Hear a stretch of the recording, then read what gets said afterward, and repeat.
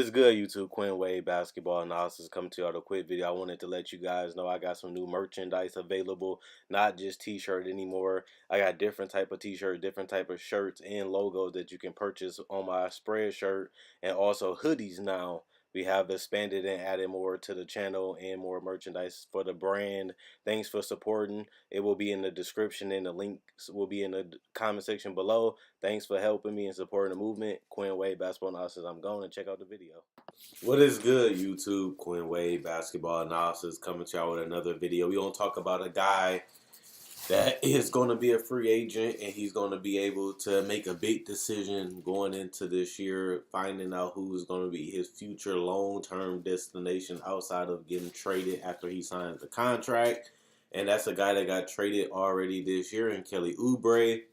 Now, when he got traded, I told you guys I wasn't the biggest fan of Kelly Oubre. I'm not saying that Phoenix made a mistake. I never really judged them for making the trade, even though it didn't really make sense when it first happened, because they had a lineage of forwards in Josh Jackson, Mikal Bridges. Even at that time, they had Trevor Ariza, and then you still have T.J. Warren. So they had a stacked line of small forwards and guys that can play the 2, the 3, and the 4, depending on the lineups and who they're going against on the other side of the court. And it was a move that was highly questioned by me because I didn't understand why would you load up on a position that you already have basically filled by a lot of guys. And on top of that, you got to think about it. They didn't have a point guard at that time. Now they got Tyler Johnson. But you can think about it. They would have tried harder to get a point guard. They probably would end up with somebody better than Tyler Johnson, even though I like Tyler Johnson because he can play. Only difference is he's not the point guard of the future. He's not a point guard that's going to take you to the playoffs or help you get there. And he's not really that.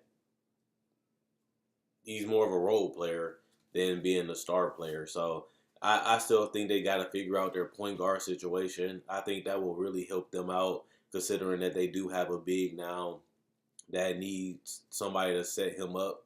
And Aiden, he likes the mid-range jumper. He likes playing in pick and roll. He likes finishing around the rim and having an adequate ball handler that can probe the defense, keep the defense moving, while also being able to create their own shot is something that they need, because Devin Booker is not the playmaker that he needs to be at this point, even though he is improving, and you have to take the good with the bad if you're trying to make him into a better passer. He still hasn't developed those skills to where they need to be at. Plus, you don't want to rely too heavy on Devin Booker because he is human. He has had a lot of injuries in his career already and missed a significant amount of games. And you don't want to beat up and tear up Devin Booker the whole game when you can have somebody that can help him get easier shots by allowing him to play off the ball and get easier shots in transition and three and come off some screens. And he don't have to work as hard to get his buckets. Plus, it's more efficient, so it helps your offense out. And that's the big picture of why I think they should have focused more on getting a point guard, especially a younger one that can grow and develop with this team and help them in the long term, while also giving them a position of need in the short term. And then they ended up going with Tyler Johnson, who was a little overpaid for what he brings to the table, even though I do like him. At the end of the day, he's not the best passer, decision maker, or he's really not even a passer really at all anyway. So I don't think they did that well, but they ended up going Kelly Oubre in this trade, and he has paid off. He has played a lot better. He has played a lot harder. You can tell that he loves playing in Phoenix right now. His confidence is through the roof. He's going out there doing things that I didn't even know he can do, because I have watched him in Summer League years ago. I seen him get 20 points, but I seen him struggle. He couldn't really take contact. He couldn't really create a shot consistently. He never could create a shot off the dribble because he couldn't shoot good enough.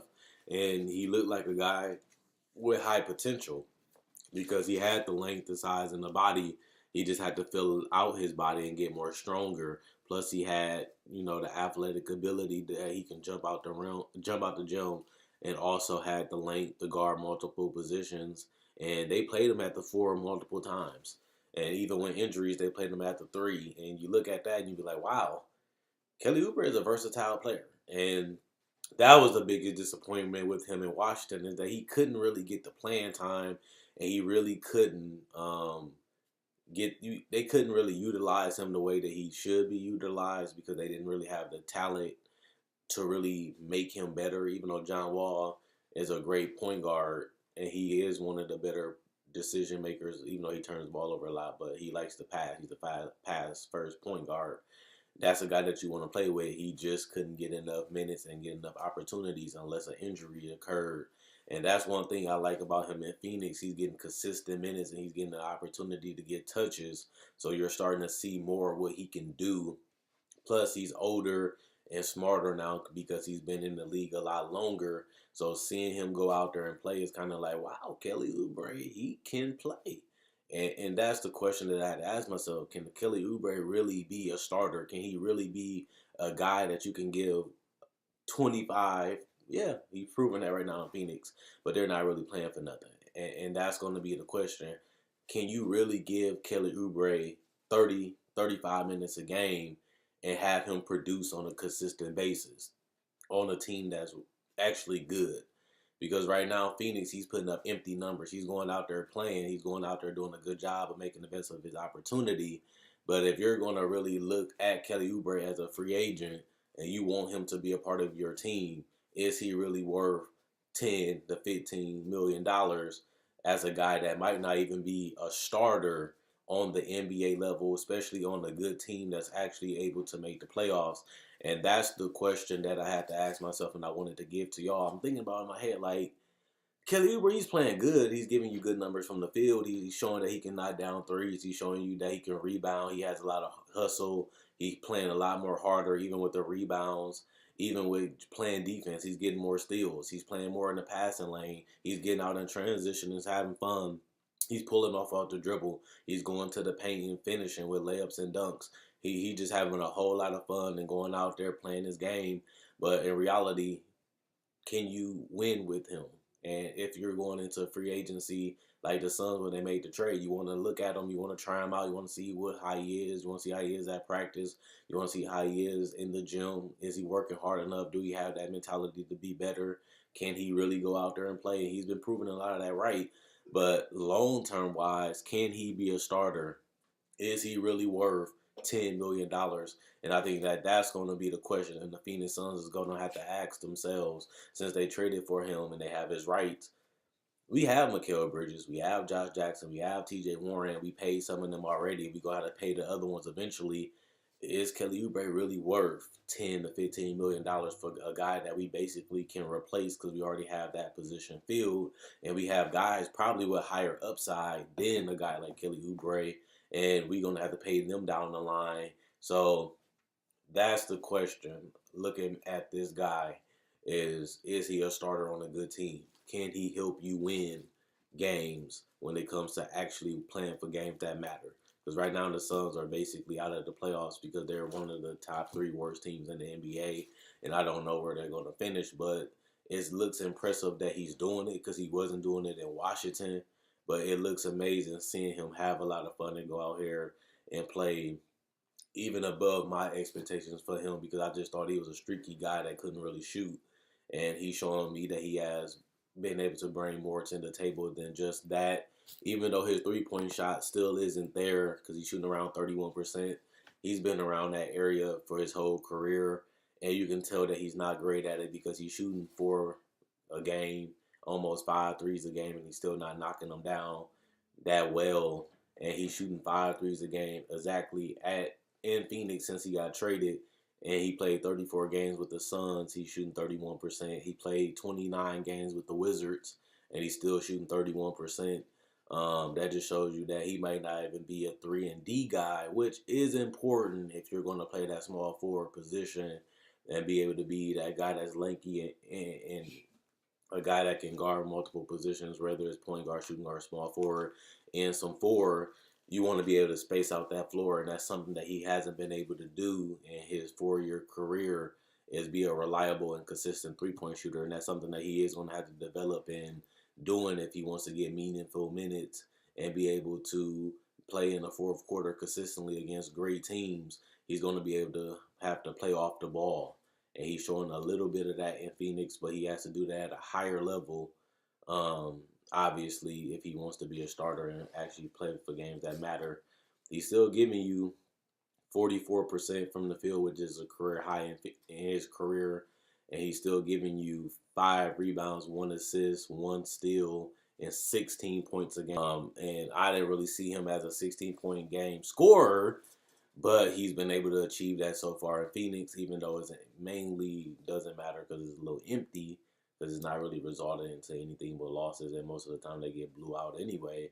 So I definitely want to see how good Kelly Oubre can be, and if Phoenix is willing to keep him. He's playing better than Josh Jackson, playing a little bit better than Mikal Bridges, depending on how much you value defense and how much you value being a good player in the system, because Kelly Oubre demands more touches than a guy like Mikal Bridges, who is fine with being off the ball, fine with not getting that many shots because he's more effective defensively. Plus, he's more of a guy that can be a glue guy, do all the dirty work, the rebounding, the screens, the moving, and out in transition. He can do all those things, while Kelly Oubre is a guy that wants to attack. He wants the ball. He wants to isolate. He wants to go at people. And Mikal Bridges is more cool, calm, and collective, and he'll get his shots. And if he knows, he's not going to complain, which does matter when you got guys that demands the ball like DeAndre Ayton and Devin Booker in the future. So Mikal Bridges might be the perfect fit depending on how he developed. But Oubre showing that he can be a quality bench guy at this point, and he can be a 6-man of the year candidate in the future. So I definitely want to see what's going to happen with Oubre. Is he going to get 10 to 15 million? Will he just get a $5 to $8 million contract, but 2 to 3 years with a player option, or even just a 2-year contract with a team option? Or will he get a long-term deal for 4 to 5 years with the Suns, or 4 years with somebody else, and get around that 11 to 15 million range, and somebody give him quality minutes and allow him to play a lot better, and they have the right to match his offer sheet. So Phoenix has the ability to match any offer, even if they feel like it's fair or not. They can negotiate it, and if it's over, they can still pay him by matching the offer sheet anyway. So let me know what you guys think. Do you think Kelly Oubre can be a star? Do you think he can be an all-star? Do you think he's just a player that can come off the bench and be a 6 or 7 man on a good team? Do you think he's a legitimate starter? Or do you think he's just putting up empty numbers and taking advantage of Phoenix Suns not having a great quality of players, and he's raising his value by playing harder and taking advantage of his opportunity to cash in on a big payday? But he needed this. He needed a confidence booster. He needed valuable minutes. He needed consistent touches so he can show what he can bring to the table on a bigger picture, example. I didn't really know what he could do in Washington because I couldn't really see him consistently do anything. And he's showing everything he can really bring to the table in Phoenix. And that's why I think it's a blessing in disguise that the Washington Wizards traded him to Phoenix, because now we're seeing more of what he brings to the table, and we're seeing him more comfortable, more happier, and he looks like an NBA player at this point that can get meaningful minutes. But I don't really see superstar. I don't really see all-star, but I do see a quality NBA player. And with him coming up in free agency, money will be a problem because some people going to want to pay him, some people can't pay him. Plus, like I said, Phoenix already have so much small forwards that they may not be able to shell out the cash because they have to pay guys down the line in the future also playing that same position. So let me know what you guys think in the comment section below about Kelly Oubre and the Phoenix Suns, and where you think he can go in free agency, and where you think a team should try to get him in free agency, or do you think he's just going to be in Phoenix? Check out my website, analysisplayeraround.com. Link will be in the description comment section below. Check out my Facebook page, analysisplayeraround.com. Link will be in the description comment section below. Like on Facebook to show support. Thanks for everybody that liked on Facebook. I enjoy making these videos. You guys enjoy watching. If you like this video, check out my older videos on my channel. I do breakdowns, tributes, NBA discussions, just like this. I also talk about the hottest topics like buyouts and trades. And I try to cover the NBA draft and Summer League because I go to both. I go to Summer League. I don't really necessarily go to the draft, but I do cover the mock drafts. And I do try to talk about players, obviously, when they get drafted, and tell you how I feel about those guys. And I do Summer League breakdowns of their game, and obviously I'm going to cover them in their rookie season like I did this year. And check out my channel so you can see what I bring to the table. Thanks for watching. Quinn Wade, Basketball Analysis, I'm gone. And let me know what you guys think about Kelly Oubre.